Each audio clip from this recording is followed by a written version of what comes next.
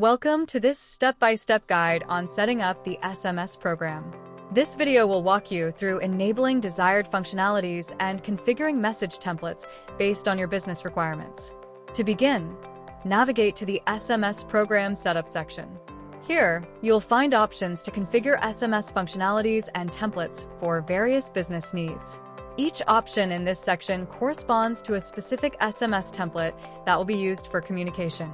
These could include messages like confirmation SMS, shipment SMS, or reminder SMS. To edit or configure a specific message, simply click on the three dots next to the message option and select Edit. In the Edit mode, you can customize the message according to your business needs. Remember, there is a character limit of 1,000 for each message. This ensures that your SMS stays concise and within the limit imposed by most telecom providers. Enabling or disabling SMS functionalities based on your business requirements. You can enable specific functionalities by toggling the options next to each feature.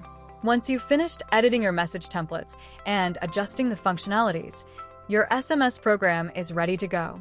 You can always return to the setup to make further changes if needed. Thank you for watching. Connect with us today for an SMS program to elevate your business.